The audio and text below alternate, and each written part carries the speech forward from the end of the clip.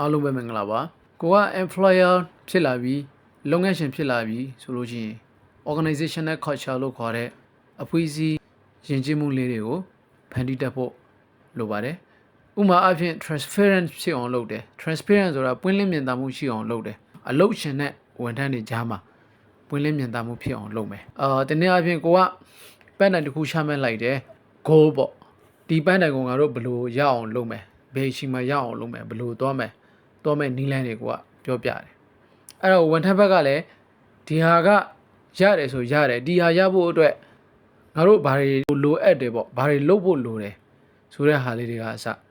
ဒါဝန်ထမ်းတွေကလည်းကိုယ့်ရဲ့အလုပ်ရှင်ကိုပုံပွင့်လင်းလင်းပြောပြရမယ်အလုပ်ရှင်ကလည်းဒါကိုပကတိအတိုင်းနားထောင်ပြီးတော့ပြန်လည်ဆွေးနွေးပေးနိုင်ရမယ်ဒါပွင့်လင်းမြင်သာမှုတစ်မျိုးပဲနောက်တစ်ခု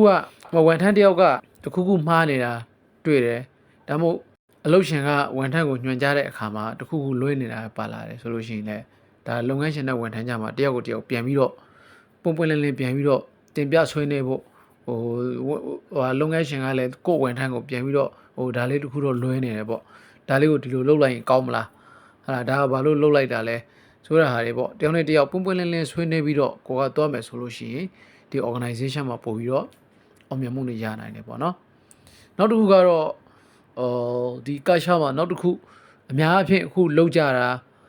တကယ်ဒီအောင်မြင်တဲ့ organization တွေ company တွေမှာလောက်ကြတာကတော့recognition program လို့ခေါ်တဲ့ဒီအတိမတ်ပြုပေးတဲ့အစီအစဉ်လေးတွေပေါ့တချို့အလုပ်ရှင်တွေတချို့လူကြီးတွေဆိုလို့ရှိရင်အလုပ်လုပ်နေရင်းနဲ့လာပြီးတော့မင်းမနေ့ကငါ့ကိုပေးတဲ့ report တော်ကောင်းတယ်မင်းမနေ့ကဟိုဘက်မှာတွားလိုက်တဲ့ meeting က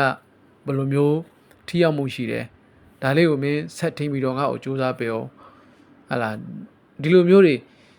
ပတ်စံတပြားတစ်ချက်မှမကုန်ဘဲနဲ့ recognize လုပ်လို့ရတဲ့ဟာလေးတွေရှိတယ်နောက်တစ်ခုကတိန်းအဖွဲလိုက်ဟာလာအလုပ်တစ်ခုပြီးမြောက်လာတယ်ဆိုလို့ရှိရင်လေကိုကဒီတိန်းကိုကဒိန်နာလိုက်ကြွေးတာတို့ launch လိုက်ကြွေးတာတို့ဒါတွေကစကော recognize လုပ်ပေးလို့ရတဲ့ဟာတွေရှိတယ်ဒါတွေဒီအလုပ်ရှင်နဲ့ဝန်ထမ်းကြမှာတယောက်နဲ့တယောက်နွေးနွေးထွေးထွေးဖြစ်တဲ့ organizational culture တစ်ခုပေါ့နော်ဒါအဖွဲ့အစည်းဆိုင်ရာယဉ်ကျေးမှုတစ်ခုဆိုပြီးတော့ပြောပြချင်တယ်တစ်ဖက်မှာဝန်ထမ်းတွေအနေနဲ့လည်းဒီ company ရဲ့ရှာပေးထားတဲ့ပန်းတိုင်ကိုရောက်ရှိဖို့အတွက်ကိုယ့်ရဲ့တနေ့တာလုပ်ရမယ့်အလုပ်လေးတွေ objective လေးတွေ objective ဆိုတာရည်ရွယ်ချက်လေးတွေပေါ့ဟာလာတနေ့တာလုပ်ရမယ့်ရည်ရွယ်ချက်လေးတွေကိုကိုကပြီးမှအောင်လုပ်နိုင်ဖို့အရေးကြီးတယ်ဒါတွေကိုပြီးမှအောင်လုပ်နိုင်မှလည်းဒီအလုပ်ရှင်ကရှာပေးထားတဲ့ပန်းတိုင်ကိုရောက်မှာဖြစ်တယ်အဲ့တော့ကိုယ့်ရဲ့ personal ဒီ problem လေးတွေကိုနောက်မှထားပြီးတော့ဒီလှုပ်ရှင်ရှာပေးထားတဲ့ပန်းတိုင်ကိုရောက်ဖို့နေ့စဉ်လိုရမယ့် objective လေးတွေကိုကိုကပြီးအောင်လုပ်တော့ဖို့အရေးကြီးတယ်အဲ့တော့အများအပြားလုပ်ငန်းအလုပ်ထဲမှာဒီ organization ထဲမှာဖြစ်ရတဲ့ဟာလေးတွေကဒီအချင်းချင်းပေါ့နော်တယောက်ကိုတယောက်တိုက်ခိုက်တာတွေဟာလားဒီအလုပ်ထဲမှာတကယ်တော့အချိန်တန်ရင်ကိုလာစာကိုရကြမှာဘယ်သူမှအပေါ်ရမှာမဟုတ်ဘူးကိုပေးထားတဲ့အလုပ်ရှင်ကပေးထားတဲ့လာစာတိုင်းကိုရမှာဒါပေမဲ့တခါတလေမှာအဲ့ဒီဟာတွေမေးပြီးတော့တယောက်နဲ့တယောက်ပါဖြစ်လဲဆိုတဝန်တိုတာတို့သိတယ်မလားဒါလေးတွေကဖြစ်တဲ့သဘောလေးတွေရှိတယ်ဆိုတော့professional ကြတဲ့အလုပ်သမားတယောက်ကတော့ဝန်ထမ်းတယောက်ကတော့ဒါလေးတွေကိုမေးထားပြီးတော့ကိုကဘာလုပ်သင့်လဲဆိုတော့